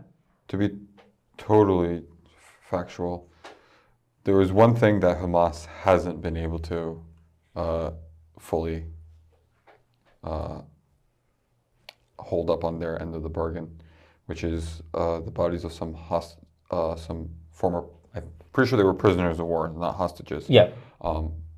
Were in Rafah being held before it was destroyed, and are now buried under untold tons of rubble. And the only way that they have, and they've been upfront about this the entire time, the only way that they will be able to retrieve these bodies are with heavy machinery, which aren't allowed into the Gaza Strip still to this day. So sure, there's that one thing that Hamas hasn't been able to fulfill, but there is very good reason for that. You know, you give them the tools to do it. They said that they would be willing to. Yeah. Yeah. If they're not given the tools of the job. Yeah. And the whole frustration, I mean, the article here talks about how Israel's like, oh, they're not giving up the bodies, they're re-hiding them for someone else to find, is just nonsensical. Why? Who would want to hold on to a dead body that they already agreed, that they already said that they didn't want to hold on to and wanted to give back? They've given back all the dead bodies. Like, Yeah. Why? They have a necrophilia obsession or something? Like, Now, I'm convinced that the Israeli story is probably that, oh, you know, the bodies are going to show signs of torture. I don't know, something like that. Like the Palestinian bodies? Yeah, yeah, exactly, exactly. So when they return the bodies of the Palestinians, when Israel returned the bodies of Palestinians they had interred and killed in prison, the bodies showed obvious signs of torture and abuse. Some of them were still tied with hands behind their back. Yep. Jesus Christ. So Israel's brutality, like you said, it's undeniably genocide. The brutality against Palestinians, against Palestinian prisoners, hostages, honestly. These are not war fighters who are captured in the course of battle like the Hamas prisoners are, but are Palestinian women, children, and men ripped out of their homes, ripped off the streets, and abducted and taken away to rape and torture prison camps, and then raped and tortured to death regularly. And you know, every accusation is a confession, sort of thing. I believe that this is the Israeli understanding of why these bodies aren't being returned, or perhaps they think that it's something they can hold on to for bargaining chips later on. I don't know. So the clarification, the bodies are under the rubble from Israeli airstrikes, right? Yes. So Israel killed their own people. Correct. They're denying the excavators and all the heavy equipment to retrieve their people, and it's still somehow Hamas's fault. Correct. Got it. Yeah. So the hostages are... like the bomb last week, the unexploded ordnance. Yeah. There was a UXO somewhere? There was an unexploded ordnance in Gaza last week that an Israeli tank drove over and caused the death of 2 IDF soldiers. And then they blamed it as an attack from Hamas. And so I was wondering if that was the cause for these airstrikes. The article says that they were question. attacked. I mean, it could be the same incident, my thought is, if anything, either trigger-happy IDF soldiers are shooting at each other. Wouldn't be the first time that's happened. Or, hopefully not the last. Or the criminal When they groups. shot their own people waving a white flag. Yeah. And of course, Israel bombed the hell out of They its own fired guys. on their own people waving a white flag. Yeah, so back earlier on in the war, I think in 2023, possibly early 2024, a number of Palestinian or Israeli I remember that. hostages were either let go or they escaped. They weren't pursued, and they came out and said, "Hey, they're waving a white flag like, hey, we're Israeli, and the IDF just gunned them down. But the IDF has no problems killing Israelis as long as it pursues the ultimate Zionist goal of the ethnic cleansing of Palestine. Hannibal directive on October 7th. They bombed the Nova Festival. They bombed their own kibbutzim and killed who knows how many of the victims of October 7th, killed by Israeli munitions. So desperate to commit an ethnic cleansing that they ethnic cleansed their own people. Yeah, well, anything to, they'll burn down the whole house. It means it can catch Hamas in the flames. And, and the other very realistic possibility is that the ISIS-affiliated Abu Shabaab gang that is armed, supported, and covered by Israel is, again, up to no good and trying to wreck the ceasefire on behalf of Israel. So I would not be surprised if they have been requested to, again, this I don't know, this is speculation, but it would not surprise me if these gangs were getting involved in firefights with the IDF, either because they're like, oh shit, Hamas is going to get us, and so they try to go to their lines, which are, of course, the IDF's yellow line. The IDF won't take them because they're racists, and also they're ISIS gangs who would. And Israel. Well, yeah, I guess, yeah, they did. They literally did. It's not the first time either. Yeah. But, so yeah, the ceasefire is not holding, even though Vance and everybody else thinks that it might. Obviously, of course, he just wants it to hold so that way Trump looks better. No, honestly, if Trump looks It good, looks bad on them. yeah. If we can get a real ceasefire and it makes Trump look good, I don't care. Yeah. They can give him the peace prize if it seals the deal. As long as it seals the deal. Yeah. Otherwise, what the hell's the point? Hey, if you're enjoying the episode so far, you should consider supporting us at the Patreon link in the episode description.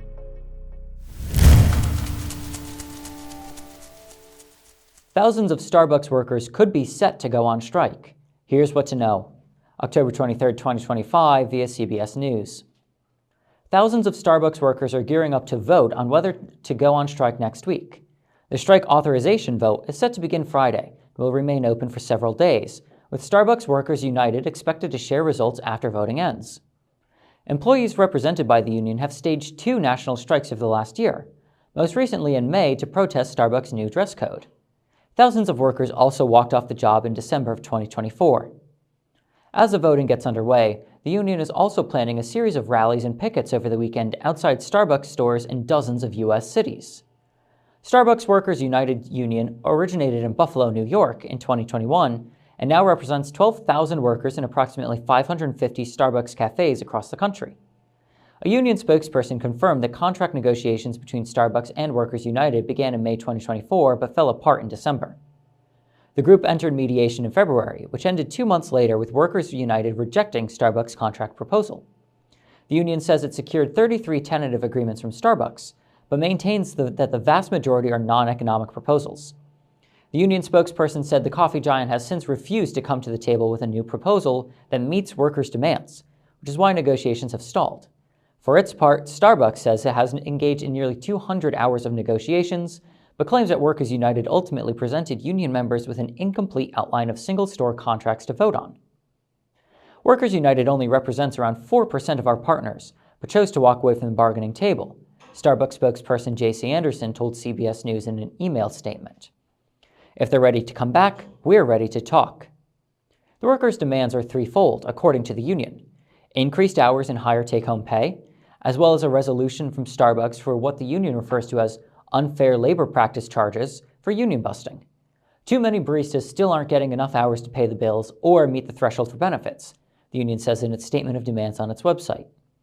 Starbucks Workers United has filed hundreds of unfair labor practice charges against Starbucks with the National Labor Relations Board, including over its dress code. The union has not specified the size of the pay increase it is seeking. Starbucks said employees receive a $30 an hour in pay and benefits.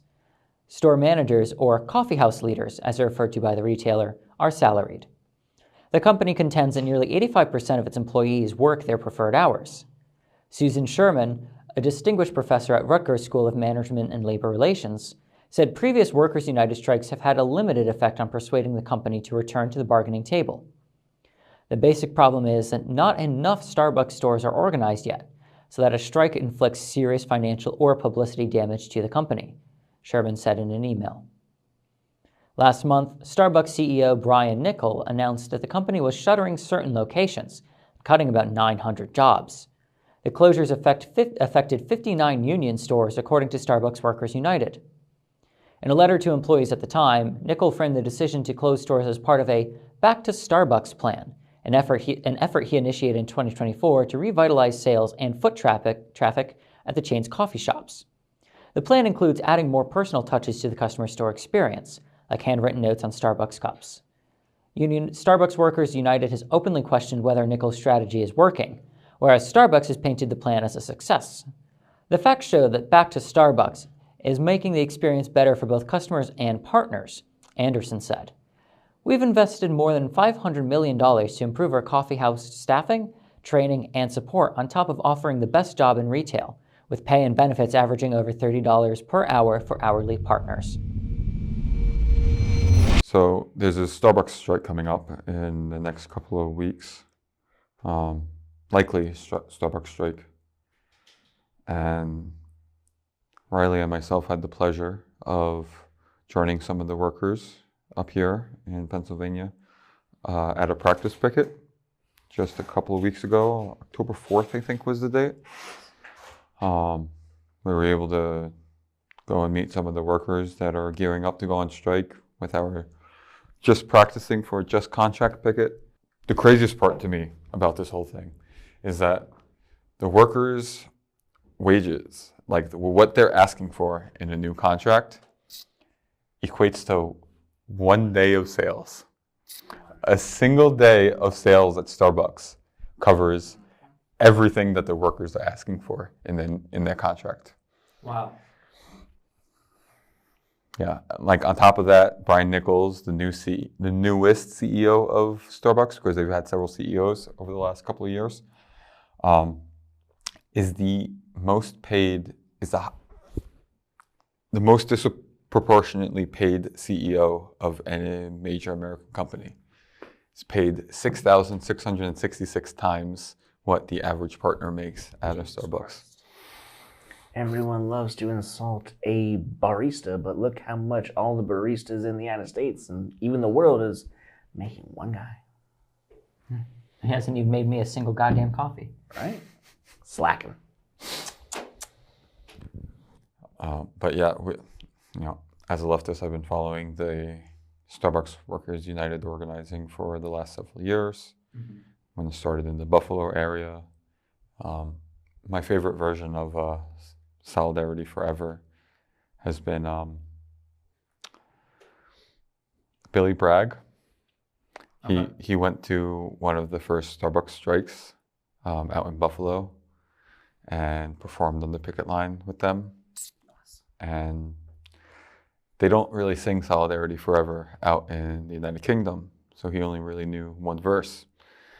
And he gives a little bit of an intro and then sings the one verse, and he's like, I don't know the words. Who's coming to save me? And a barista comes up and knows, all the verses, and nice. They go through it together. And it's the first verse is, there is no power weaker than the feeble strength of one. And, the beginning of it is, I think, exemplified where, like, Billy Bragg, famous leftist musician, is, trying to stumble over, Solidarity Forever. But the song really picks up when someone else comes and is able to, give their voice to the song. Maybe we'll throw it in the description of this video. But yeah, so for the last several years, following it has been great. But organizing here in Northeast Pennsylvania, we've made connections with some of the workers at Starbucks. We have members in the DSA that work at Starbucks. Yeah. The only time I've been to a Starbucks in the last couple of years as a result of this was when one near me finally got unionized, and I went in only to say congratulations and to give them, I think, your number. Yep. And that was the first, what really got the ball rolling. But when the partners that ended up joining DSA, we had also knocked on their door and canvassed for some of the immigrants' rights work that we're doing out in Luzerne County.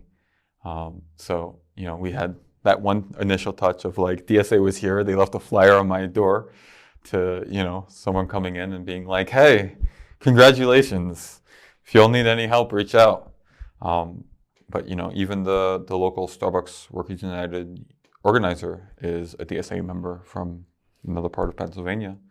But it has allowed us to like really work together to like show up on the picket line for them. And we've done another couple of actions, a single one, but we plan to do another one before the strike actually happens, trying to push a petition not to cross the picket line for Starbucks shoppers if the workers do go on strike in the next couple of weeks. Growing up, my mom comes from a really big union town, and one of the few lessons that I learned while young that I've still kept is there are a lot of lines you can cross, and picket line is never one of them. And so as long as I still want to get my $3.50 inheritance, but yeah, all jokes aside though, if there's a strike at a local Starbucks near you, don't cross the picket line. Join it.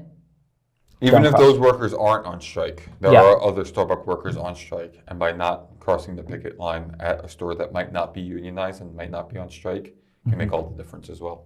Yeah. So if they go on strike, boycott Starbucks completely. Anything and everything. Completely.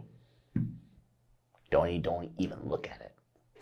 Don't look at it. Close your eyes. Unless you show up to the picket line, then you're allowed to look at it. Yeah.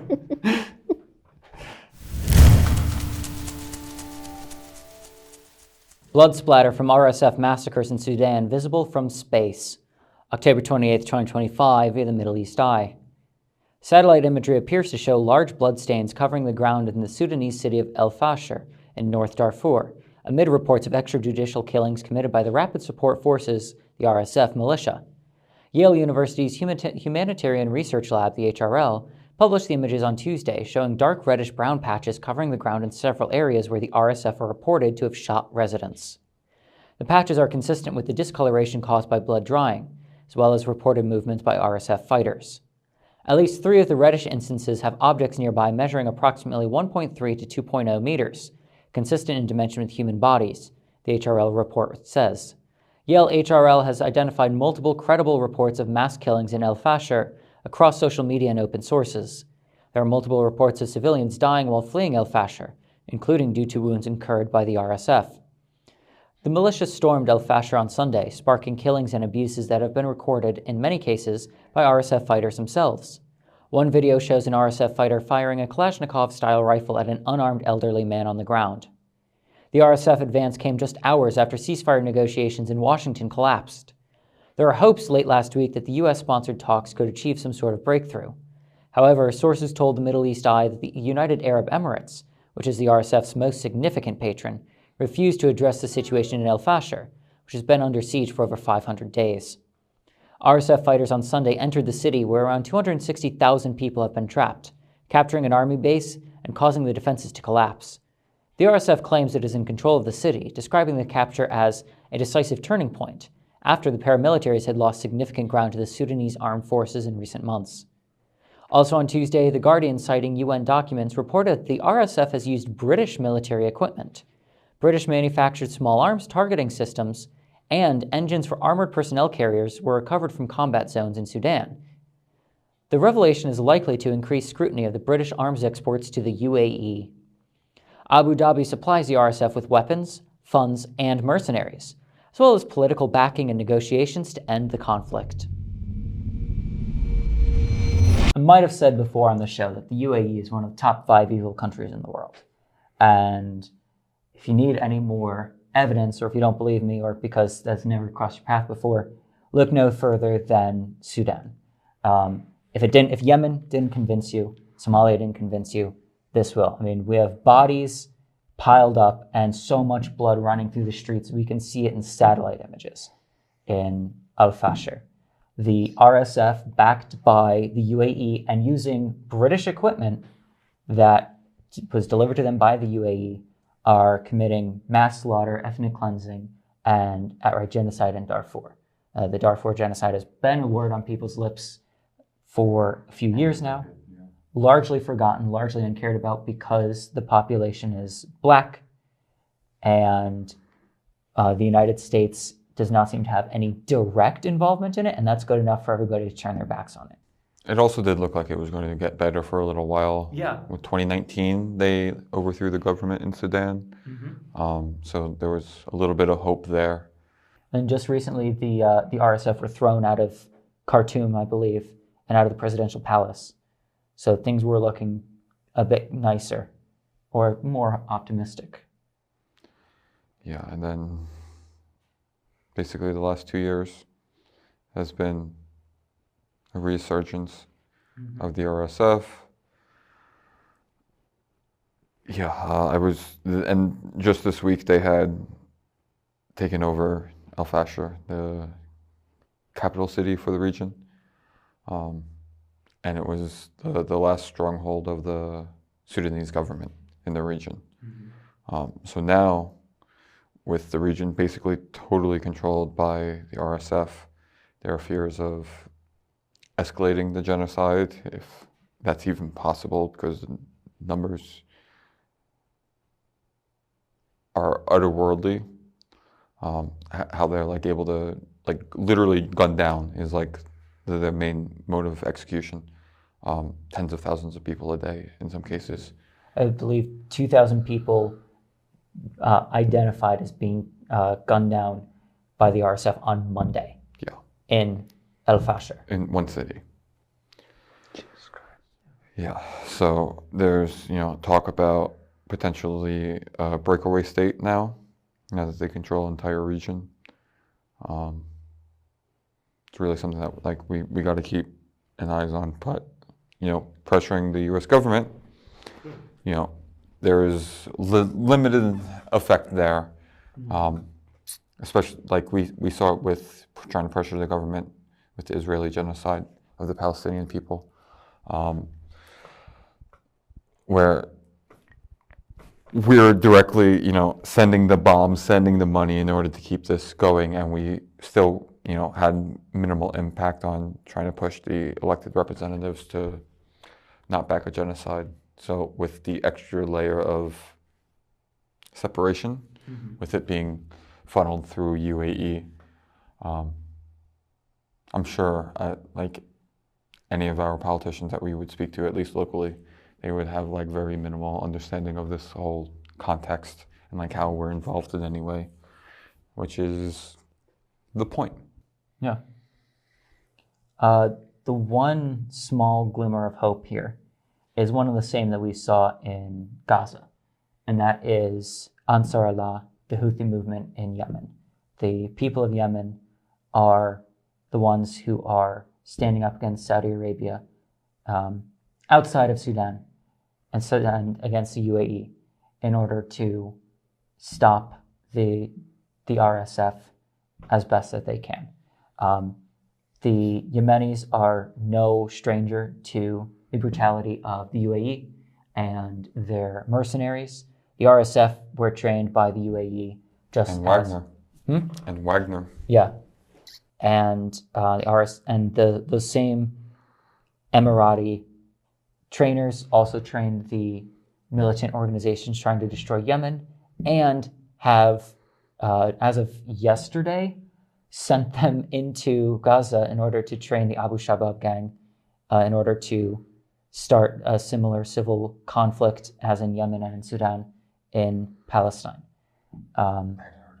Yeah, it's according to the state media of Ansar Allah. They just revealed that yesterday, that they have tracked these guys down to Palestine now. And the Yemenis are some of the poorest people on earth. After the genocide. Yeah. And they've suffered mass starvation, mass slaughter, war, oppression, starvation. I think I said that already, but it's worth mentioning again. The famine, so-called famine in Yemen, is one of the worst humanitarian crises of the last 10 years. And despite that, they have not stopped in their fight against the oppression and against the Western and Western-backed militias and states that are trying to crush legitimate sovereignty in the Middle East region, the Middle East and North Africa. So Yemen is producing all of its own munitions to fight Israel, to fight the UAE, to fight Saudi Arabia, to fight the United States, all of which they have won against. They have in some beaten, capacity, at least, yeah. In some capacity, Yeah. at least, yeah. They have beaten Saudi Arabia, they've beaten the Emiratis, they've beaten the Americans, they've beaten How many the Israelis. F-35s did we lose there? Yeah. Well, technically speaking, according to us, we didn't lose any to Yemen. They fell off the ship and we accidentally shot them down with our own missiles. But it's okay. We can just replace them with another $20 billion or how much they cost. It's Trump change. Yeah, Trump change, yeah. That's, we will just buy them from Argentina with those Argentine pesos that have now. Yeah. So it's a small glimmer of hope in the international solidarity movement that a lot of these reports are being disseminated from Sudan, from El Fasher, are being disseminated into the Western media, not by Western media voices, but by Palestinians, by Yemenis, by, of course, Sudanese, who have been there the whole time documenting it and publishing it for us. Well, really for themselves, so that way we can maybe do something about it. And the Palestinian people in Gaza are incredibly heartbroken and incredibly pained for their brothers and sisters in Sudan. The Yemenis have literally experienced the exact same gunfire. And who's it coming from? It's coming from American interests in the region. The Emiratis being the right hand and the left hand, really, of the United States. Israel's the right. And quite literally by the British government, who has been sending arms, ammunition, and machine parts and weapons of war to the UAE, which are then immediately being found in Sudan. Of course, the UAE continues to deny they have any involvement. I ask our viewers to give an alternative explanation as to how the Emiratis are getting UK equipment and then immediately seeing them vanish into Sudan. If anyone can give an explanation, I would love to hear it. But it's, the Palestinian movement has been accused multiple times of, oh, well, why are you ignoring the Congo? Why are you ignoring Sudan? And were those statements being made in good faith, they would be, to an extent, good points. But the reality is these are all connected. And quite literally, so it's the same players. It's Israel, it's the United States, it's Saudi Arabia, it's UAE, it's the UK, in Gaza, in Yemen, and in Sudan. Well, in Palestine in general, not just Gaza. Yeah. And it's the same players fighting back. The Palestinian resistance, the axis of resistance in Palestine, fighting against those 5 players. Yemen fighting against those 5 players. Sudan fighting against those 5 players. All of them, one hand supporting the other.